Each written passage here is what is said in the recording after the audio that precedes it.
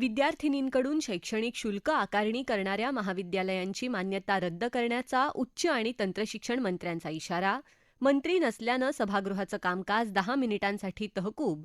स्वच्छ महाराष्ट्र अभियानाच्या एसआयटी चौकशीची वडेट्टीवार यांची मागणी. ही होती आजच्या कामकाजाची वैशिष्ट्य. राज्यातल्या व्यावसायिक अभ्यासक्रमांसाठी मुलींना मोफत शिक्षण घेण्याचा क्रांतिकारक निर्णय या अगोदरच सरकारनं घेतला आहे. मात्र त्यानंतरही अनेक कॉलेजं मुलींकडून फी घेत असल्याचं निदर्शनाला आलं असून यापुढे अशा प्रकारे शिक्षण शुल्क आकारणाऱ्या कॉलेजांची मान्यता रद्द करण्यात येईल, अशी घोषणा उच्च आणि तंत्रशिक्षण मंत्री चंद्रकांत पाटील यांनी सभागृहात केली.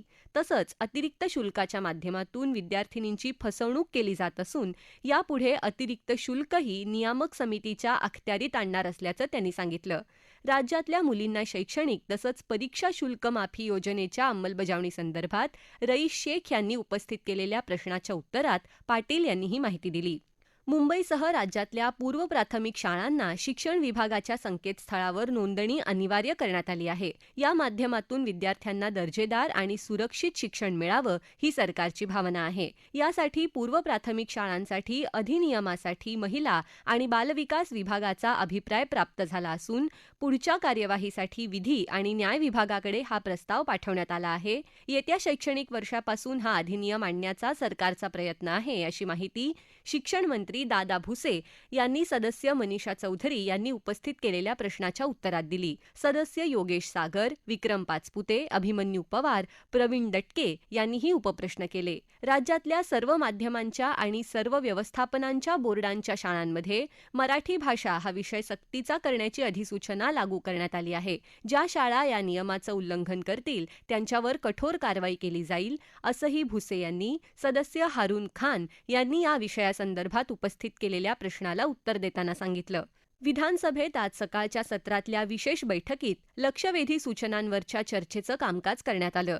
मात्र कामकाजाच्या सुरुवातीलाच संबंधित खात्यांचे मंत्री सभागृहात उपस्थित नसल्यानं सदस्यांनी तीव्र नाराजी व्यक्त केली. संबंधित मंत्र्यांना सक्त ताकीद देण्याची मागणी करत सभागृहाचं कामकाज तहकूब करण्याची मागणी सदस्यांनी केली. अखेर मंत्री सभागृहात नसल्यानं कामकाज 10 मिनिटांसाठी तहकूब करण्याची घोषणा विधानसभा उपाध्यक्ष अण्णा बनसोडे यांनी केली. स्ट्रक्चरल ऑडिट न झालेल्या तसंच धोकादायक इमारतींवरच्या मोबाईल टॉवरबाबत राज्यात कोणत्याही प्रकारचं सर्वेक्षण झालेलं नाही. येत्या 90 दिवसात राज्यातल्या सर्व महापालिका, नगरपालिका क्षेत्रातल्या मोबाईल टॉवरचं सर्वेक्षण करण्यात येईल, अशी घोषणा मंत्री उदय सामंत यांनी केली. भाजपा सदस्य प्रवीण दटके यांनी नागपुरातल्या अनधिकृत मोबाईल टॉवरवर कारवाई करण्याची मागणी करणारी लक्षवेधी सूचना मांडली होती. यावरच्या उत्तरात सामंत यांनी ही घोषणा केली. नागपुरातल्या 862 टॉवरपैकी 431 अनधिकृत असल्याची माहितीही त्यांनी यावेळी दिली. पुरंदर तालुक्यात आयटी पार्क उभारण्यात येईल. या प्रस्तावित आयटी पार्कसाठी आवश्यक असलेली जमीन महसूल विभागाकडे आहे. ही जमीन या आयटी पार्कसाठी लवकरात लवकर उद्योग खात्याकडे घेण्याची कारवाई पूर्ण करण्यात येईल, अशी घोषणा उदय सामंत यांनी केली. पुण्यात हिंजवडी आयटी हब म्हणून उदयाला आल्यानंतर आता तिथली वाहतूक कोंडीची समस्या मोठी झाल्यानं अनेक उद्योग तिथून बाहेर पडण्याच्या मानसिकतेत असल्यानं पुण्यात पुरंदर तालुक्यात आयटी पार्क उभारण्याची मागणी शिवसेना सदस्य विजय शिवतारे यांनी लक्षवेधी सूचनेद्वारे केली. राज्यातल्या सर्व सीमा तपासणी नाक्यांवरचे चेकपोस्ट बंद करण्याचा निर्णय राज्य सरकारनं घेतला असल्याची माहिती परिवहन मंत्री प्रताप सरनाईक यांनी यासंदर्भात नाना पटोले यांनी उपस्थित केलेल्या लक्षवेधी सूचनेच्या उत्तरात दिली. चेकपोस्ट संदर्भात लोकप्रतिनिधी तसंच विविध संस्थांकडून तक्रारी प्राप्त झाल्यानंतर या विषयाची गंभीर दखल घेण्यात आल्याचंही सरनाईक यांनी सांगितलं. केंद्र सरकारनं जनगणनेची घोषणा केली असली तरी या जनगणनेत ओबीसींसाठी वेगळा रकाना नाही. ओबीसी लोकसंख्या किती आहे हे स्पष्ट झालं नाही तर त्यांना त्यांचे अधिकार मिळणार कसे? त्यामुळे राज्य सरकारने केंद्र सरकारकडे याबाबत पाठपुरावा करावा, पत्रव्यवहार करून जनगणनेत ओबीसींचा वेगळा रकाना करण्याची मागणी करावी, अशी भूमिका काँग्रेस सदस्य विजय वडेट्टीवार यांनी मांडली. अर्थसंकल्पातल्या विभागवार चर्चेत वडेट्टीवार यांनी ओबीसी समाजाचे प्रश्न मांडले.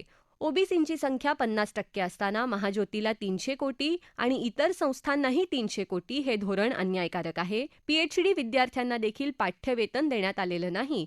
तसंच राज्यातल्या स्वच्छ महाराष्ट्र अभियान अंतर्गत 12,000 कोटी रुपयांचा प्रचंड मोठा घोटाळा सुरू असून अधिकारी मंत्र्यांना अंधारात ठेवून सरकारी तिजोरी स्वच्छ करत असल्याचा आरोप वडेट्टीवार यांनी केला. कचऱ्याचे ढीग प्रत्यक्षात आहेत त्यापेक्षा जास्त दाखवून बनावट DPR तयार केले जात आहेत. केवळ 30% काम करून 100% बिलं लाटली जात आहेत. अक्कलकोट, लातूर, पाचगणी यासारख्या शहरात अधिकाऱ्यांनी चक्क आपल्या नातेवाईकांच्या नावे कंत्राट घेतल्याचं समोर आल्यानं या संपूर्ण प्रकरणाची SIT चौकशी करण्याची मागणी वडेट्टीवार यांनी केली. दावोस इथल्या जागतिक आर्थिक परिषदेमध्ये झालेल्या करारांमधून महाराष्ट्रात मोठ्या प्रमाणात परकीय थेट गुंतवणूक येत असून 2026 मध्ये सुमारे 31 लाख कोटी रुपयांहून अधिक गुंतवणुकीचे सामंजस्य करार करण्यात आल्याची माहिती मंत्री उदय सामंत यांनी आज नियम 293 अन्वये मांडण्यात आलेल्या प्रस्तावाच्या उत्तरात दिली. परकीय थेट गुंतवणूक आकर्षित करण्यात महाराष्ट्र सलग 3 वर्ष देशात अव्वल ठरल्याचंही त्यांनी नमूद केलं. राज्यात काही प्रमाणात रखडलेली जलजीवन मिशन अंतर्गत पाणीपुरवठा योजनेची कामं केंद्राकडून निधी उपलब्ध होताच वेगाने पूर्ण करण्यात येतील अशी माहिती पाणीपुरवठा आणि स्वच्छता मंत्री गुलाबराव पाटील यांनी नियम 293 अन्वये मांडण्यात आलेल्या प्रस्तावाच्या उत्तरात दिली. सभागृहात संध्याकाळी अर्थसंकल्पीय अनुदानाच्या मागण्यांवर चर्चेचं कामकाज करण्यात आलं. गुंठेवारीतली घरं नियमित करण्यासाठी राज्य सरकार सकारात्मक, मंत्री उदय सामंत यांची माहिती. मुंबईकरांना पाणी टंचाई भासू नये यासाठी राज्य शासन आणि मुंबई महानगरपालिका वचनबद्ध. मुंबई महानगर प्रदेशातल्या पार्किंगच्या समस्येवर कायमस्वरूपी तोडगा काढण्यासाठी नगरविकास विभागाच्या अतिरिक्त मुख्य सचिवांच्या अध्यक्षतेखाली विशेष समितीची घोषणा. ही होती विधान परिषदेच्या कामकाजाची काही क्षणचित्र. गुंठेवारी नियमितीकरणासाठी शासनानं ठरवून दिलेल्या नियम आणि अटींची पूर्तता करणं आवश्यक असून संबंधित निकष पूर्ण करणाऱ्या प्रस्तावांनाच मंजुरी दिली जाते. आवश्यक कागदपत्र आणि तांत्रिक अटी पूर्ण झाल्या नाहीत तर संबंधित प्रस्ताव नाकारले जातात. त्यामुळे गुंठेवारी विकास नियमित करण्यासाठी सर्व निकषांची पूर्तता करणं गरजेचं असल्याचं मंत्री उदय सामंत यांनी सांगितलं. नियम 97 अन्वये अल्पकालीन चर्चेत सदस्य योगेश टिळेकर यांनी याबाबत सूचना उपस्थित केली होती. मंत्री उदय सामंत म्हणाले की राज्य शासनानं 30 एप्रिल 2001 पासून संपूर्ण महाराष्ट्रात गुंठेवारी विकास नियमितीकरणाचा अधिनियम लागू केला असून त्यानुसार पुणे महानगरपालिकेनं शहर सुधारणा समितीमार्फत 12 फेब्रुवारी 2021 रोजी ठराव करून गुंठेवारी विकास नियमित करण्याची प्रक्रिया सुरू केली आहे.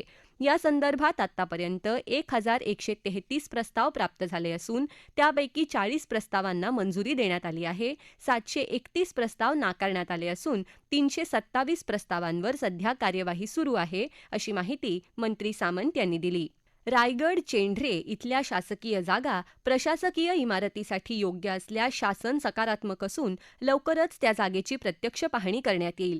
प्रशासकीय सुविधा विकसित करताना नागरिकांचा प्रवास कमी व्हावा आणि त्यांना अनावश्यक त्रास होऊ नये याला प्राधान्य देत निर्णय घेतले जातील. पालघर हा नवीन जिल्हा असल्यानं तिथं कार्यालयांची सोय करण्याचं काम टप्प्याटप्प्यानं सुरू असून 5 विभागांच्या कार्यालयांबाबत कालबद्ध नियोजन करून लवकरच निर्णय घेतला जाईल अशी माहिती राज्यमंत्री योगेश कदम यांनी दिली. सदस्य निरंजन डावखरे यांनी रायगड आणि पालघर जिल्ह्यातल्या प्रशासकीय भवनाबाबत उपस्थित केलेल्या तारांकित प्रश्नाच्या उत्तरादाखल राज्यमंत्री कदम बोलत होते. भविष्यात मुंबईकरांना पाणी टंचाई भासू नये यासाठी राज्य शासन आणि मुंबई महानगरपालिका वचनबद्ध असून त्या दृष्टीनं पावलं उचलण्यात येत असल्याची माहिती मंत्री उदय सामंत यांनी दिली. सदस्य सुनील शिंदे यांनी मुंबईच्या पाणी प्रश्नावर उपस्थित केलेल्या लक्षवेधी सूचनेवर बोलताना त्यांनी ही माहिती दिली.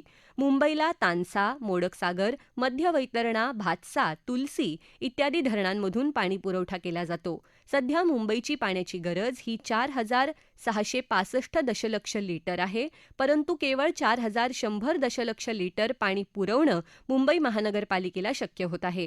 वर्ष 2041 पर्यंत अंदाजे मुंबईची लोकसंख्या 1,70,00,000 होईल. वाढत्या लोकसंख्येला पाणी पुरवण्यासाठी नवीन प्रकल्पांना चालना देण्याचं काम सुरू आहे, असंही त्यांनी स्पष्ट केलं. वर्ष 2022 पासून मुंबईत सर्वांसाठी पाणी ही योजना राबवण्यात येत असून त्या अंतर्गत आतापर्यंत 25,101 जलजोडण्या देण्यात आल्या आहेत. तर दुसरीकडे समुद्राचं पाणी निःक्षारीकरण करण्याचा 477 कोटी रुपयांचा प्रकल्प राबवण्यात येत आहे. या प्रकल्पाच्या माध्यमातून शहराला 400 दशलक्ष लिटर अधिक पाणी उपलब्ध होणार आहे. हा प्रकल्प 4 वर्षांचा असून त्यातून उपलब्ध होणारं पाणीही शहराला मिळणार आहे. मुंबईकरांना पाण्याची टंचाई भासू नये यासाठी गारगाई प्रकल्पाला मान्यता देण्यात आली असून 9 डिसेंबर 2025 रोजी त्यासाठी निविदा प्रक्रिया राबवण्यात आली. या निविदेच्या मंजुरीला मुंबई महानगरपालिकेच्या स्थायी समितीच्या मान्यता घेण्याची कार्यवाही सुरू असल्याचं सामंत यांनी स्पष्ट केलं. तसंच जीर्ण झालेल्या जलवाहिन्या बदलण्याच्या सूचना पालिकेला देण्याबरोबरच अनधिकृत नळ जोडण्यांची चौकशी करण्यात येईल असंही त्यांनी स्पष्ट केलं. मुंबई महानगर प्रदेशातल्या पार्किंगच्या समस्येवर कायमस्वरूपी तोडगा काढण्यासाठी नगरविकास विभागाच्या अतिरिक्त मुख्य सचिवांच्या अध्यक्षतेखाली विशेष समिती स्थापन करण्याची घोषणा मंत्री उदय सामंत यांनी केली. या समितीत मुंबई महानगर प्रदेशातले आमदार आणि विधान परिषद सदस्यांचा समावेश असेल. ही समिती 90 दिवसात अहवाल सादर करेल. या अहवालानुसार पार्किंग धोरण राबवण्यात येईल अशी माहिती मंत्री उदय सामंत यांनी दिली. सदस्य निरंजन डावखरे यांनी ठाण्यातल्या पार्किंगच्या प्रश्नाबाबत उपस्थित केलेल्या लक्षवेधी सूचनेच्या अनुषंगानं झालेल्या चर्चेदरम्यान ते बोलत होते.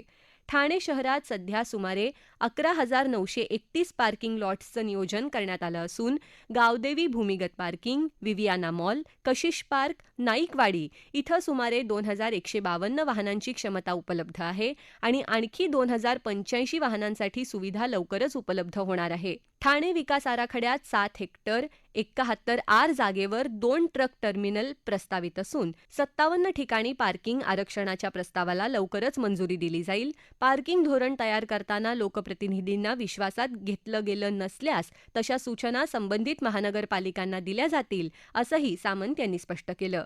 मोसिकॉल अर्थात महाराष्ट्र राज्य तेल बियाणं वाणिज्य आणि औद्योगिक महामंडळाच्या अमरावती इथल्या 25 एकर मोकळ्या जागेची विक्री थांबवण्यासंदर्भात महाराष्ट्र राज्य सहकारी कापूस उत्पादक पणन महासंघाला विनंती केली जाईल अशी ग्वाही राज्यमंत्री जयकुमार रावल यांनी दिली. कॉटन फेडरेशन बरखास्त करण्याची मागणी त्यांनी फेटाळून लावली. सदस्य संजय खोडके यांनी लक्षवेधीद्वारे अमरावती शहराच्या मध्यवस्तीत असलेल्या मोसिकॉल संस्थेच्या 25 एकर जागेची विक्री थांबवावी अशी मागणी केली होती. या चर्चेत आमदार प्रवीण दरेकर यांनीही भाग घेतला. कॉटन फेडरेशनकडे अनेक जागा असून त्यांना अमरावती इथली जमीन विक्री करण्याची आवश्यकता नाही अशी भूमिका खोडके यांनी मांडली.